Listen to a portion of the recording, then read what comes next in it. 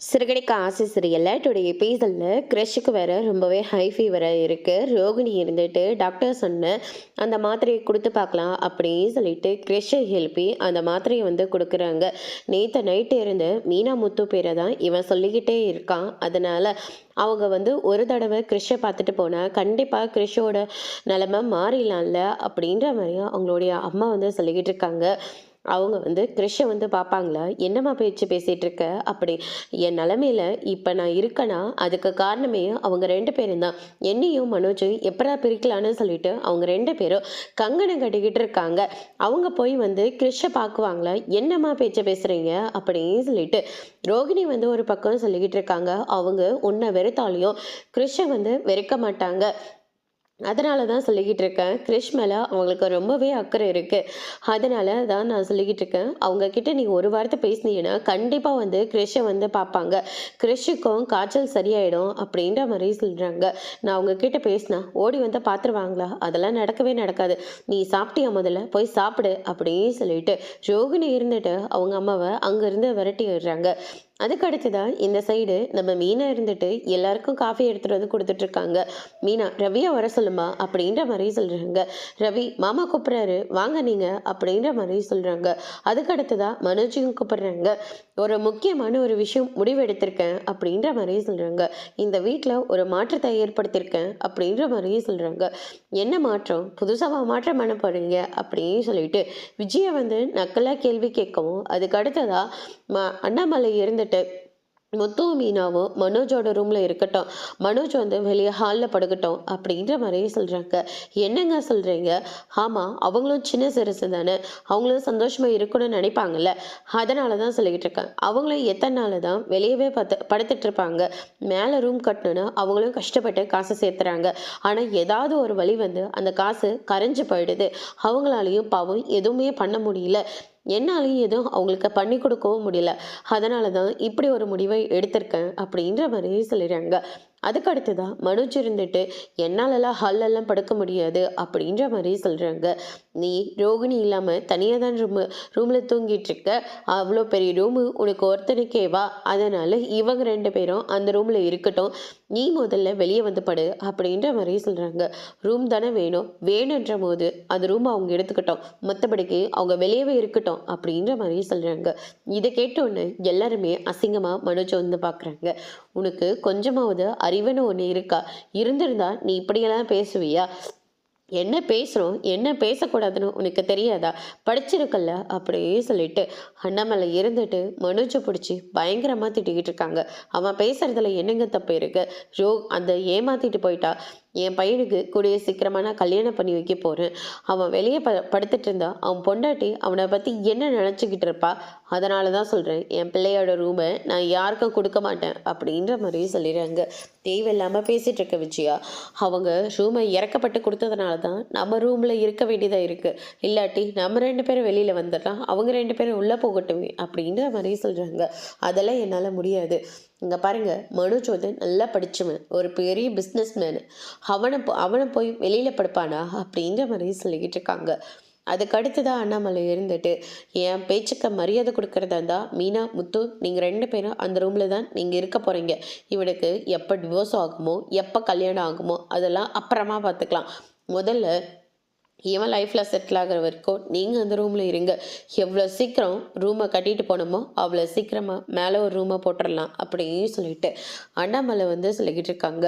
அதுக்கு அடுத்ததாக பார்த்திங்கன்னா, இப்போ உனக்கு சந்தோஷமாடி எல்லாரையும் வீட்டை விட்டு துரத்தி விட்டுட்ட, இப்போ நீ மட்டும் இந்த ஆட்சியை ஆளலான்னு பார்த்துக்கிட்டு இருக்கிய, அடுத்து யாரை துரத்தலான் இருக்க? உங்களை தான் துரத்தலான் இருக்கா அப்படின்ற மாதிரி முத்து சொல்கிறாங்க. இதை கேட்டோன்னு விஜயா பயங்கரமாக ஷாக் ஆகுறாங்க.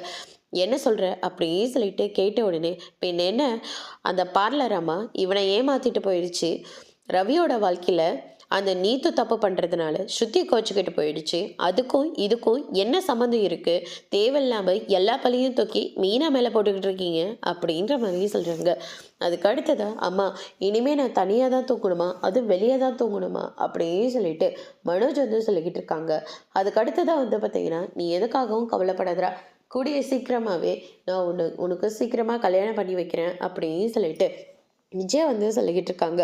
அதுக்கு அடுத்ததா வந்து பார்த்தீங்கன்னா, நாம இன்னிலிருந்து நம்ம அந்த ரூமுக்கு போக போறோம். நம்ம கட்டில தூக்கி அந்த கட்டில்ல போட்டுறலாம்.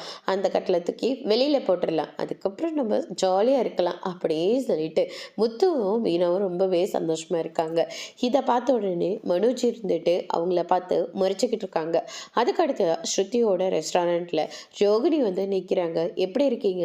சொல்லப்போனா உங்களோட நிலைமையும், என்னோட நிலைமையும் ஒரே மாரி தான் இருக்கு. என்ன சொல்றீங்க? ஆமா, ரவிக்கும் உங்களுக்கும் பிரச்சனை போயிட்டுருக்குல்ல?" அப்படின்ற மாரி சொல்லிக்கிட்டு இருக்காங்க. பிரச்சனை வேண்டான்னு சொல்லிட்டு தான் நானே தனியா இருக்கேன். நான் ரொம்ப ஹாப்பியா தான் இருக்கேன். ரெஸ்டாரண்ட்டு நல்லபடியா போயிட்டுருக்கு. நானும் சந்தோஷமா இருக்கேன். ரவியும் இங்க தான் ஒர்க் பண்ணிட்டு இருக்கான். நடுவுல அந்த நீத்து மட்டும் தான் பிரச்சனை பண்ணிக்கிட்டு இருக்கான். மத்தபடி நான் சந்தோஷமா தான் இருக்கேன். என் சந்தோஷத்துக்கு முதல்ல அளவே இல்ல அப்படின்ற மாரி நம்ம ஸ்ருதி வந்து சொல்லிக்கிட்டு இருக்காங்க. அதுக்கு அடுத்ததா மீனா வந்து நிக்கிறாங்க. எனக்கு ஒரு ஹெல்ப் பண்ணணும் மீனா. என்ன நான் வந்து உனக்கு ஹெல்ப் பண்ணணுமா? உனக்கு ஹெல்ப் பண்ண போய் தான் எங்கள தூக்கி பொய்யான கம்ப்ளைண்ட் குடுத்து ஜெயில்ல போடலான்னு இருந்தேன் அப்படின்ற மாரி சொல்லிக்கிட்டு இருக்காங்க. அன்னைக்கு உங்க ஃப்ரெண்டுங்க பண்ணதுனால தான் அந்த பழி தீர்க்கிறதுக்காக தான் உங்கள நான் அந்த மாரி பண்ணிட்டேன். அதுக்காக நான் உங்ககிட்ட மன்னிப்பு கேட்டுக்கிறேன் அப்படின்ற மாரி சொல்றாங்க. நான் இப்ப பார்க்க வேண்டியது எனக்காக இல்ல, கிருஷுக்காக. அவனுக்கு ரொம்பவே உடம்பு சரியில்ல. டாக்டர் கூப்பிட்டு பார்த்துட்டேன். தேவையான மெடிசனும் அவனுக்கு குடுத்துட்டேன். ஆனா அவன் புலம்பிட்டே இருக்கிறது உங்களோட பேரும், உங்க ஹஸ்பண்டோட முத்துவோட பேரும் மட்டும்தான். அவன் சொல்லிக்கிட்டே இருக்கான். உங்கள பார்க்கணும்னு ஆசைப்படுறான். தயவு செஞ்சு எனக்காக இல்லைனாலும் கிறிஷ்காவது அவனை வந்து பாருங்க அப்படியே சொல்லிட்டு, என் வீட்டோட லொக்கேஷனை உங்களுக்கு நான் ஷேர் பண்றேன். அங்க வந்துருங்க அப்படியே சொல்லிட்டு ரோகிணி அங்கிருந்து கிளம்பிடுறாங்க. என்ன முடிவு எடுக்க போறீங்க மீனா? நானும் இதுல எந்த முடிவும் எடுக்க முடியாது. அதனால அவர்கிட்டயும் மாமா அத்தைக்கிட்டயும் பேசிட்டு தான் நான் கிறிஷை போய் பார்க்கலாமா வேண்டாமான்னு முடிவு எடுக்கணும் அப்படியே சொல்லிட்டு மீனா சொல்லிட்டு அங்கிருந்து கிளம்பிடுறாங்க. அதுக்கு அடுத்ததா விஜயாவும் சிந்தாமணியும் பார்வதியோட வீட்டுக்கு போறாங்க.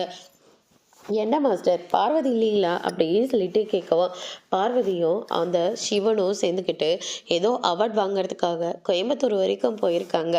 அதனால அவ வீட்டு சாவியை நான் வாங்கி வச்சுக்கிட்டேன் அப்படின்ற மாதிரி சொல்லிடுறாங்க. என் பையனோட நிலைமைய சீக்கிரமா நான் மாத்திரணும். அவனுக்கு கூடிய சீக்கிரமா கல்யாணத்த பண்ணணும். அந்த மீனாவும், முத்துவும் மனோஜோட ரூமை எடுத்துக்கிட்டாங்க. மனோஜ் இப்ப ஹால்ல தான் தூங்க போறான். அவன நினைக்கவே ரொம்ப கஷ்டமா இருக்கு. ஆமா, உங்களுக்குன்னு ஒரு பொண்ணு இருக்குல்ல. அவளும் ஒரே ஒரு பொண்ணு தான். நிறைய படிச்சிருக்கா. அதே மாரி அவளும் பிஸ்னஸ் எல்லாம் நல்லா பார்த்துக்கிட்டு இருக்கா. உங்க பொண்ணு மனோஜுக்கு கல்யாணம் பண்ணி குடுத்தீங்கன்னா, நானும் நீங்களும் சம்மதி ஆயிடலாம்ல. மாஸ்டர், அவ ரொம்ப சின்ன பொண்ணு. இப்பதான் படிச்சு முடிச்சுட்டு வந்திருக்கா. அதுவும் ஃபாரின்ல போய் படிச்சு முடிச்சுட்டு வந்திருக்கா. அவங்க அப்பாவோட பிஸ்னஸை அவ கத்துக்கிட்டு இருக்கா. தேவையில்லாம அவளை உங்க பையனுக்காக கேட்காதீங்க. அது உங்க பையனுக்கு நீங்க 2ஆம் தரமா கல்யாணம் பண்ணிக்கிட்டு இருக்கீங்க. நீங்க எப்படிப்பட்ட பொண்ணை பார்க்குறீங்க? பெரிய இடத்து பொண்ணா இருக்கணும், நிறைய படிச்சிருக்கணும். அதே மாதிரி அது எல்லா சொத்துக்கும் அவ ஒருத்தி மட்டும்தான் வாரிசா இருக்கணும். அது எல்லாமே என் பையனுக்கு வந்து சேரணும் அப்படின்ற மாதிரியே சொல்லிக்கிட்டு இருக்காங்க. நீங்களே இப்படி எதிர்பார்த்தா நாங்களே எவ்வளோ யோசிக்க வேண்டியதா இருக்கு அப்படின்னு சொல்லிட்டு சிந்தாமணி வந்து சொல்லிக்கிட்டு இருக்காங்க. உன்னவே கூடிய சீக்கிரம் நடுத்தரவுல நிப்பாட்ட போறேன். இதுல உனக்கு உன் வீட்டுக்கு என் பொண்ணு மருமகளா கேக்குதா உனக்கு அப்படியே சொல்லிட்டு சிந்தாமணி ஒரு பக்கம் நினைச்சுக்கிட்டு இருக்காங்க. மாஸ்டர், இவ்வளோ பிளான் போட்டிருக்கீங்களா? அந்த முத்து வந்து கார் டிரைவரா இருக்கான். உங்க மருமக பூ கட்டுறவளா இருக்கா. நானும் பூ கட்டுற பிஸ்னஸ் தான் பண்ணிக்கிட்டு இருக்கேன். ஆனா நான் பெரிய பெரிய பிஸ்னஸ் பண்ணிக்கிட்டு இருக்கேன். இவ்வளோ மாதிரி தெரு தெருவெல்லாம் நான் போய் விற்கல. அதனால அவங்க 2 பேரும் வீட்டில் இருந்தால் உங்கள் பையனுக்கு பொண்ணு கிடைக்கிறதே ரொம்ப கஷ்டமாக இருக்கும். அதனால அவங்கள கூடிய சீக்கிரமாக வீட்டை விட்டு துரத்தி விட்டுருங்க அப்படின்ற மாதிரியே சொல்கிறாங்க. விஜயாவும் அதுக்கு சரின்ற மாதிரி சொல்கிறாங்க. அதோட இன்னைக்கான எபிசோட் முடிச்சிருக்காங்க.